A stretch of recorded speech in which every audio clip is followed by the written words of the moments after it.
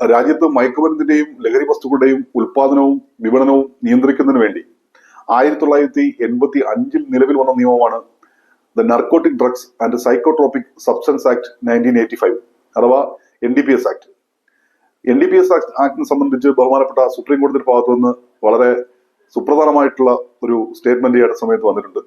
Joy Mitra versus Narcotic Control Bureau of India 2025 കേസിലാണ് NDPS പ്രതികർക്കപ്പെടുന്ന പ്രതികൾക്ക് മുൻകൂർ ജാമ്യം അനുവദിക്കാൻ പാടില്ല എന്ന ബഹുമാനപ്പെട്ട സുപ്രീം കോടതിയുടെ സുപ്രധാനമായിട്ടുള്ള നിരീക്ഷണം വന്നിട്ടുള്ളത്. സാധാരണഗതിയിൽ NDPS ആക്ട് പ്രകാരം വലിയ തോതിൽ ലഹരി വസ്തുക്കൾ കൈവശം വയ്ക്കുകയോ വിൽക്കുകയോ ചെയ്യുന്ന വ്യക്തികൾ കേസിൽ പ്രതികർക്കപ്പെടുമ്പോൾ മുൻകൂർ ജാമ്യം നേടിപ്പോകുന്ന സാഹചര്യമുണ്ട്. ഇതിനെ തടയിടുന്നതിന് വേണ്ടിയാണ് ബഹുമാനപ്പെട്ട സുപ്രീം കോടതിയുടെ ഭാഗത്തു നിന്ന് സുപ്രധാനമായ നിരീക്ഷണം ഉണ്ടായിരിക്കുന്നത്. Joy Mitra versus Narcotic Control Bureau of India 2025 കേസിലാണ് ബഹുമാനപ്പെട്ട സുപ്രീം കോടതിയുടെ നിരീക്ഷണം.